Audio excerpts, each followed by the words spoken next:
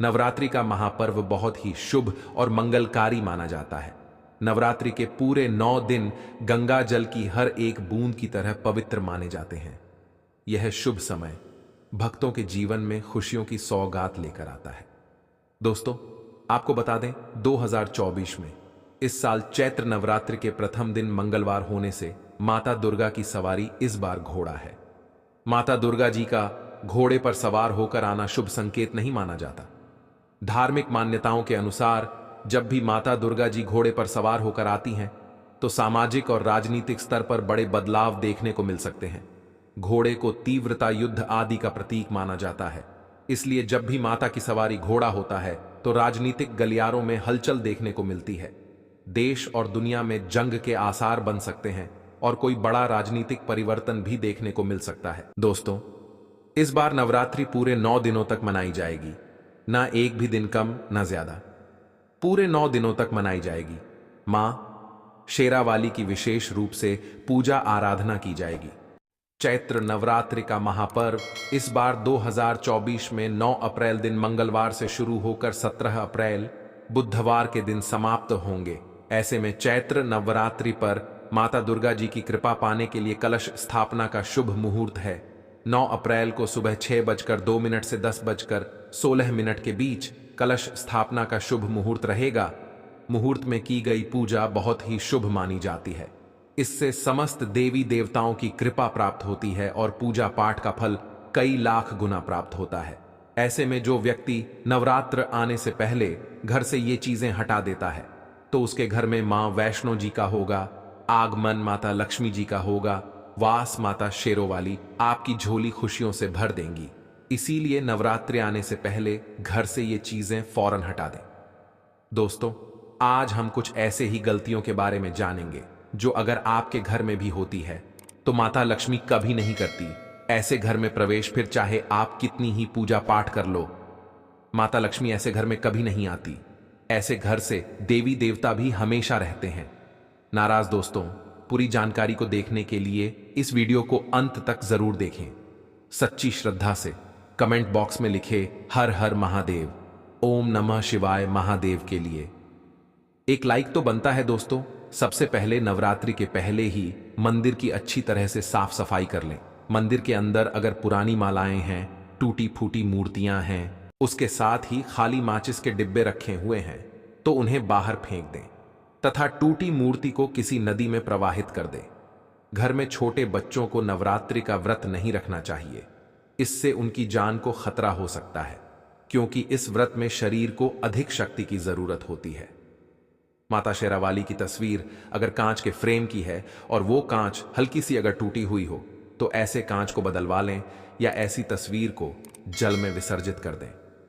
टूटी मूर्ति की पूजा करने से, टूटी तस्वीर की पूजा करने से आपकी श्रद्धा, भक्ति, व्रत आदि सब टूट जाता है। आपका व्रत खंडित हो जाता है। दोस्तों, नवरात्रि के 9 दिन बहुत ही पवित्र होते हैं। नवरात्रि के 9 दिनों में आचार्य विचार और घर को साफ सुथरा और पवित्र रखना अति आवश्यक है। इसीलिए नवरात्रि के 9 दिनों में ब्रह्मचार्य का पालन किया जाता है और तामसिक भोजन ग्रहण नहीं किया जाता। नवरात्रि के 9 दिनों में माता रानी के भक्तों को प्याज, लहसुन, मांस, मदिरा और अंडे से दूर रहना चाहिए। अधिकतर भक्त इन नियमों का पालन भी करते हैं, लेकिन वो एक गलती कर बैठते हैं। वो नवरात्रि के 9 दिनों में अपने घर इन अपवित्र चीजों को रख लेते हैं। ऐसा भूलकर भी नहीं करना चाहिए। भागवत पुराण के अनुसार नवरात्रि के 9 दिनों तक माता रानी अपने भक्तों के घर में वास करती हैं। अगर आप भी चाहते हैं कि माता रानी आपके घर में वास करें, तो आप अपने घर के वातावरण को पवित्र रखें और नवरात्रि शुरू होने से पहले ही अपने घर से प्याज, लहसुन, मीट, अंडा और मदिरा को बाहर निकाल दें। अपने घर को साफ रखें। इन वस्तुओं को घर से बाहर निकालने के बाद अपने घर में गंगा जल का छिड़काव अवश्य करें। भगवत गीता में भगवान कृष्ण जी कहते हैं, बगैर गंगा जल छिड़काए कोई भी मंगल कार्य सफल नहीं माना जाता। गंगा जल का छिड़काव स्वयं भगवत गीता में भगवान श्री कृष्ण जी ने बताया था। अगर आपके घर में गंगा जल ना हो तो मार्केट से गौमूत्र ला सकते हैं और गौमूत्र लाकर आप गौमूत्र का अपने घर में छिड़काव करें। बस थोड़ा सा पानी में डाल लें, इससे आपके घर का वातावरण पवित्र हो जाएगा। घर में मौजूद नकारात्मक ऊर्जा भी नष्ट हो जाएगी। और जिस घर में वातावरण पवित्र होता है और नकारात्मक ऊर्जा नहीं होती, वहां माता रानी का वास सदैव होता है। नवरात्रि के पहले आप अपने पूरे घर की अच्छी तरह से साफ सफाई कर लें। घर में जो भी फालतू सामान है, फटे पुराने कपड़े, उन्हें बाहर निकाल दें। घर में बेकार पड़ा सामान नकारात्मक ऊर्जा लाता है, इसीलिए गंदगी बिल्कुल भी ना करें। धूप दीप जलाकर वातावरण को स्वच्छ रखें। दोस्तों, माता के आगमन के लिए घर का दरवाजा जरूर सजाना चाहिए। इससे माता आकर्षित होती हैं और घर के द्वार में प्रवेश करती है। मां के आगमन के लिए द्वार को फूलों से सजाना चाहिए। दोस्तों, कई लोग ऐसे हैं जो माता रानी की चौकी कागज बिछाकर बनाते हैं, जो कि बिल्कुल गलत माना गया है। माता की चौकी के लिए आप नीचे लाल कपड़ा ही बिछाएं। काला कपड़ा और सफेद कपड़ा भूलकर भी नहीं बिछाना चाहिए। ध्यान रखें, कपड़ा फटा भी नहीं होना चाहिए। दोस्तों, अगर आपके घर में देवी देवताओं की खंडित मूर्तियां या फटा हुआ चित्र अगर हो, तो उसे किसी पवित्र नदी में विसर्जित कर दें, क्योंकि ऐसी मूर्तियां और चित्र दुर्भाग्य लाती हैं। देवी देवताओं की खंडित मूर्ति की पूजा ना करें और ना ही उन्हें घर में रखें, क्योंकि उन्हें घर में रखना बुरा माना जाता है। दोस्तों, वहीं अधिकतर लोग अपनी छत पर या अपने घर के मुख्य दरवाजे के आसपास कबाड़ इकट्ठा कर देते हैं। ऐसा करना अशुभ माना जाता है। अगर आपने भी अपने घर में घर के मुख्य दरवाजे पर या छत पर या फिर खासकर घर के उत्तर दिशा में कबाड़ इकट्ठा कर दिया है, तो नवरात्रि शुरू होने से पहले उस कबाड़ को घर से अवश्य ही निकाल दें। दोस्तों, यदि आपके घर कोई भी बंद घड़ी है, तो नवरात्रि शुरू होने से पहले उसे अपने घर से हटा दें और नई घड़ी ले आए या उसे सही करवा लें। घड़ी को प्रगति का प्रतीक माना जाता है। बंद घड़ी समय से पीछे चलने वाली हमारी प्रगति में बाधा डालती है। इसीलिए नवरात्रि शुरू होने से पहले ही आप बंद घड़ी को घर से बाहर निकाल दें। दोस्तों, अगर आपके घर के मंदिर में किसी भी तरह का कोई फालतू सामान रखा है, जैसे कि साड़े गले, फूल, अगरबत्ती, धूप बत्ती के डिब्बे या माचिस आदि के डिब्बे, या कोई भी खाली पैकेट मंदिर में ना रखें, या फिर कोई फटी पुरानी धार्मिक पुस्तक या भगवान के कोई पुराने कपड़े जो फट गए हैं या मुकुटमाला जो खराब हो गई है, तो उन्हें आप जितना जल्दी हो सके अपने मंदिर से हटा दें। नवरात्रि से पहले आप अपने मंदिर की और मंदिर के आसपास की साफ सफाई अवश्य ही करें, तभी माता रानी की चौकी स्थापित करें। इसके साथ ही आप अपने धन रखने के स्थान की सफाई भी अवश्य करें, क्योंकि नवरात्रि के दौरान माता लक्ष्मी भी गृह प्रवेश करती हैं। धन रखने के स्थान पर किसी भी तरह का कोई भी फालतू सामान, टूटा हुआ सामान ना रखें। धन रखने के स्थान को मंदिर की तरह ही साफ रखें। नवरात्रि के दौरान माता रानी की पूजा में कौंडियों को शामिल करें। माता रानी के साथ साथ रोजाना कौड़ी का भी पूजन करें। इसके बाद आप कौड़ी को धन रखने के स्थान पर रख दें। ऐसा करने से बरकत हमेशा होती है। अगर आपके पास पुराने जूते चप्पल इकट्ठे हो गए हैं, तो नवरात्रि से पहले उन्हें घर से बाहर निकाल दें। पुराने जूते चप्पल की अशुभता के कारण ही घर में नकारात्मक ऊर्जा आती है और घर में अशांति और कलह का माहौल रहता है। नवरात्रि आने से पहले घर से जाला निकालना ना भूलें। अगर जिस घर में जाला होता है, उस घर में माता रानी कभी वास नहीं करती। साथ ही साथ टूटे फूटे बर्तन अगर घर में पड़े हैं या टूटा हुआ आईना भी अगर घर में हो, तो उसे भी निकाल दें। घर में टूटे फूटे ईंट पत्थर भी नहीं रखना चाहिए, इससे माता लक्ष्मी नाराज हो जाती हैं। अब हम जानते हैं नवरात्रों के दौरान क्या नहीं खाना चाहिए और क्या नहीं पीना चाहिए, और कौन सा फल खाने से व्रत संपूर्ण और सफल हो जाता है। दोस्तों, नवरात्रि के दिन सेब जरूर खाना चाहिए। शास्त्रों में बताया जाता है कि भगवान के भोग में सेब आदि जरूर अर्पित किया जाता है। अगर आपका व्रत है तो आपको सेब जरूर खाना चाहिए। केला, पपीता, तरबूज और मीठे अंगूर जरूर खाना चाहिए। इन फलों से व्रतधारी को शक्ति मिलती है और व्रत संपूर्ण हो जाता है। शास्त्रों में बताया जाता है कि नवरात्रों के दिनों में सीताफल जरूर खाना चाहिए। सीताफल खाने से 10 ऐसी बीमारियां हैं जो खत्म हो जाती है। माना जाता है कि नवरात्रों के दिनों में सीताफल का घर में प्रवेश होना बड़ा ही शुभ माना गया है। सीताफल खाने से नवरात्रि का व्रत सफल हो जाता है, क्योंकि इसमें माता सीता का आशीर्वाद मिला हुआ होता है। नवरात्रि के दौरान इसे जो भी खाता है उसे दुखों का सामना नहीं करना पड़ता। सीताफल आपको जरूर खाना चाहिए दोस्तों। नवरात्रों में व्रतधारी को डब्बा बंद लस्सी, डब्बा बंद जूस नहीं पीना चाहिए। उसमें कई केमिकल मिले होते हैं जिसके कारण आपका व्रत टूट सकता है। जब भी आप फलों का जूस पिए तो याद रखें उसमें नमक ना डालें, नहीं तो व्रत टूट जाएगा। साथ ही साथ जूस में बर्फ भी नहीं डालना चाहिए। फलों का सादा जूस पीने से व्रत सफल होता है। दोस्तों, नवरात्रि के दौरान सिंघाड़े का आटा या कुत्तू का आटा खाने से पहले ये देख लें कि आटा पुराना नहीं होना चाहिए, क्योंकि पुराने आटे में कीड़े वगैरह पड़ जाते हैं जिसके कारण आपका व्रत टूट सकता है। क्योंकि यह छोटे छोटे कीड़े हमें दिखाई नहीं देते और आपके मुंह तक पहुंच जाते हैं। ऐसा आटा खाना मतलब कीड़े मकोड़े का मांस खाने के बराबर माना गया है। दोस्तों, नवरात्रि के दौरान आप शाम के समय खाने में दही लें सकते हैं, आलू वगैरह खा सकते हैं, साबूनदाने की टिकिया बनाकर खा सकते हैं, साबूनदाने की और आलू के पापड़ भी खा सकते हैं। कई सब्जियां तो ऐसी हैं जो नवरात्रि के दौरान भोजन में शामिल कर सकते हैं। इससे आपको एनर्जी मिलेगी और व्रत सफल हो जाएगा। नवरात्रि के दौरान आप दूध पी सकते हैं जो आपको ताकत देगा, चाय वगैरह भी पी सकते हैं, लेकिन याद रहे उसमें नमक ना डालें। एक बात का ध्यान रहे, व्रतधारी को पेट भर खाना यानी गले तक भोजन नहीं करना चाहिए, नहीं तो व्रत रखना का कोई भी फायदा नहीं होगा। थोड़ा थोड़ा खा सकते हैं। दोस्तों, नवरात्रि के 9 दिन आदिशक्ति मां दुर्गा को समर्पित होते हैं। नवरात्रि के 9 दिन माता रानी के 9 अलग अलग स्वरूपों का पूजन किया जाता है।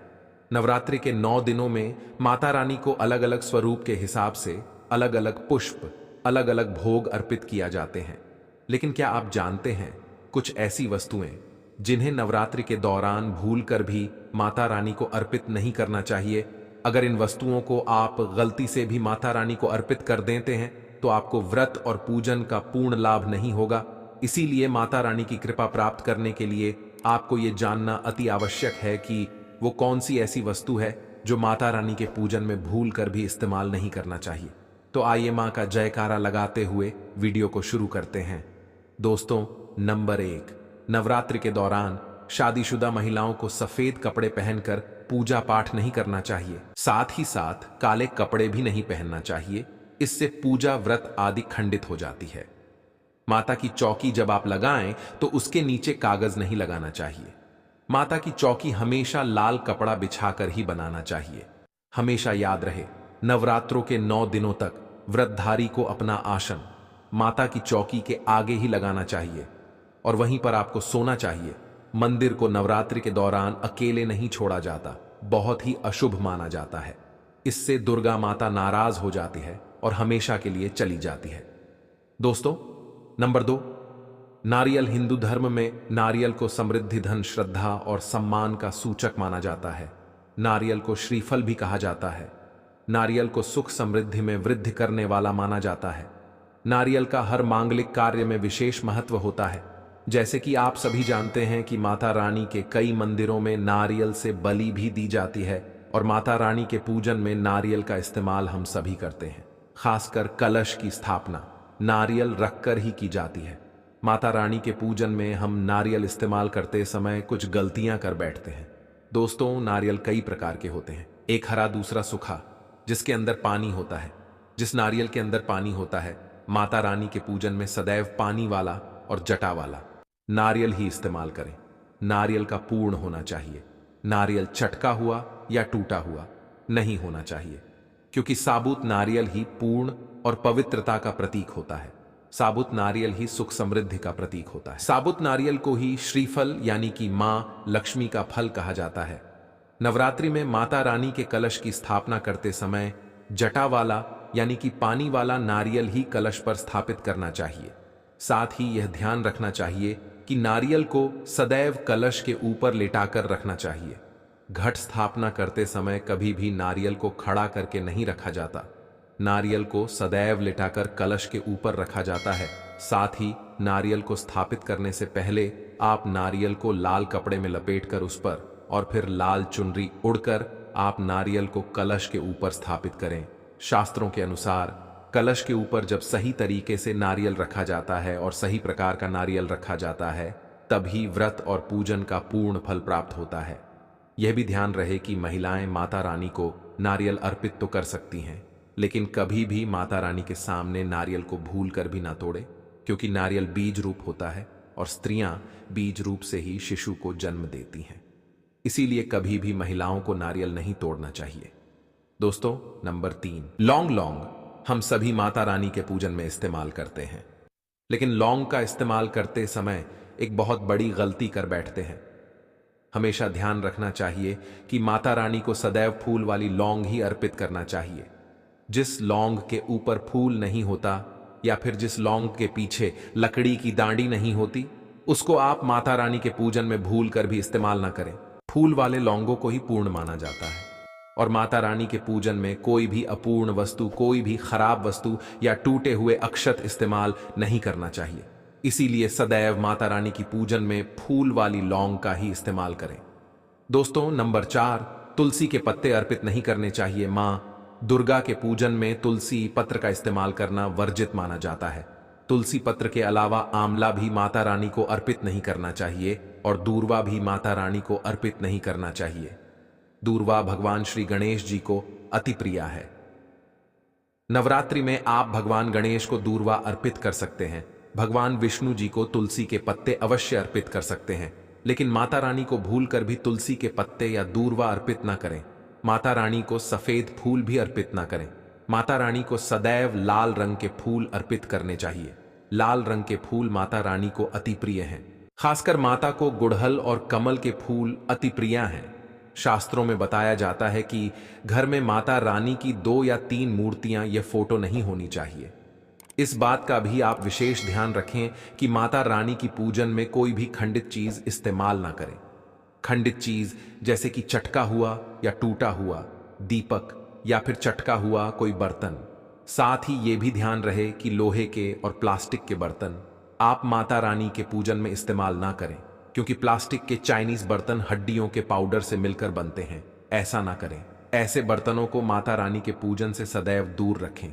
माता रानी को जो पुष्प अर्पित कर रहे हैं, उन्हें सूंघे नहीं, सूंघे हुए फूल या गिरे हुए फूल या फिर मुरझाए हुए फूल माता को अर्पित ना